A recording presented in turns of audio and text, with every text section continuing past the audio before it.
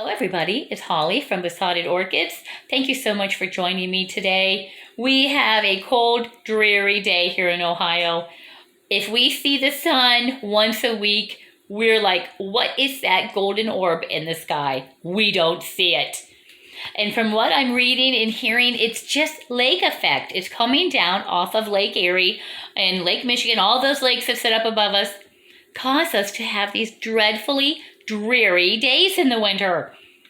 There's nothing better than a day here in Ohio when you have bright, brilliant sunshine and a coating of snow on the ground. It's very, very pretty. But days like today, not so much. So we're going to focus on some orchids. This is my spicerianum. This is not why I decided to film today, but she's in her full glory, so she has to be shown.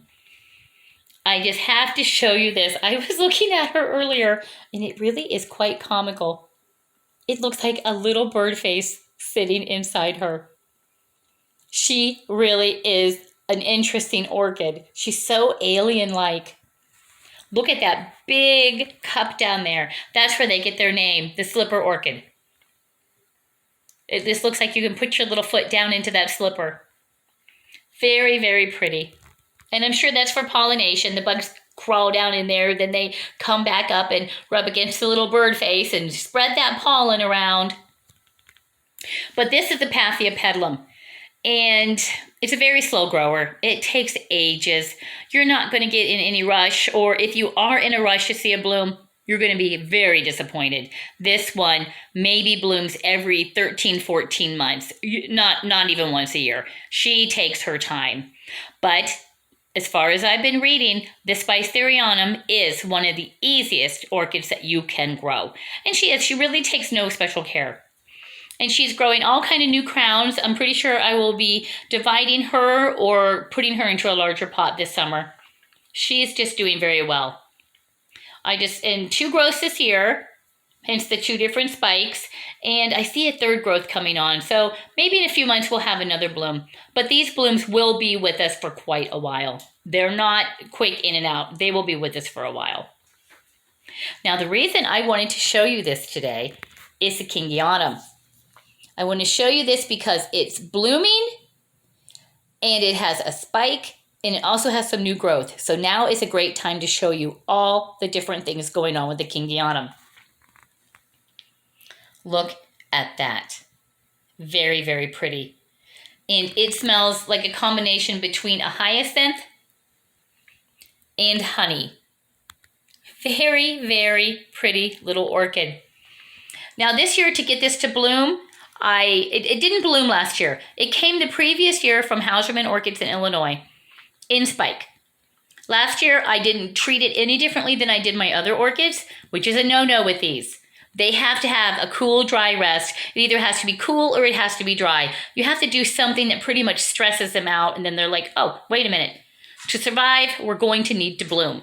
So pretty much when you do the cool, dry rest, it really just puts a little additional stress on the orchid, and they're like, survival mode, start blooming. We're going to have to be pollinated. We're going to have to set seed. That's really why they're doing it. You'll have to ignore that. My fan just came on the furnace. As I said, it's pretty cold here today. But yes, this one actually comes from Eastern Australia. It's also called the pink rock orchid. And it grows along creeks, rivers. It grows down in the rocks. So absolutely, it is not an epiphyte. It doesn't grow up in trees. It's going to be down on the ground, more terrestrial. But you can grow it here, as you see, in bark. Orchids are fairly forgiving creatures. You can see all of its wonderful growth down there, all the roots. And I want to show you, right down here, you see the new growth coming? There's 2 there. They will probably continue until I have about 7 or 8 new growths this year, if it's going to do what it did previously. And it's going to be quite a specimen in just a very, very short time. Imagine this with 7 or 8 new growths next year. It's going to be quite a large orchid.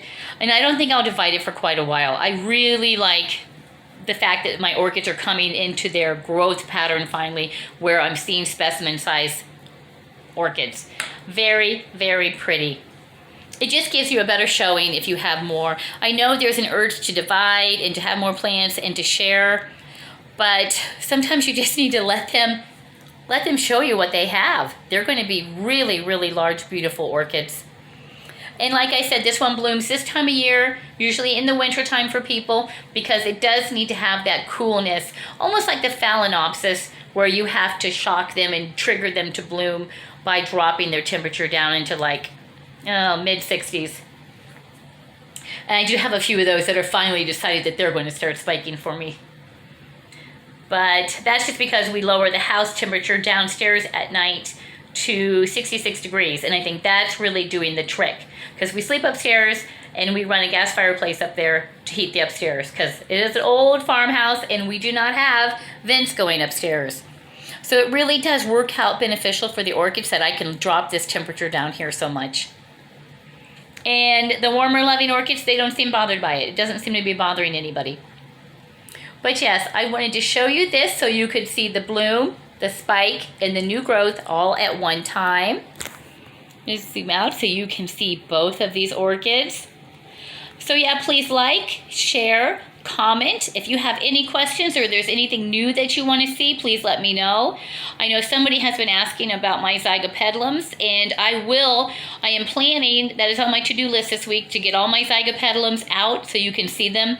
They're in various states of growth right now. We have some preparing spikes, we have some that are just putting on new growth, and we have some that, oh my goodness, they're deciding to reach to the heavens with their leaves. I have some that are like over 2 feet long. Now that's a very tall zygopedilum as far as I'm concerned.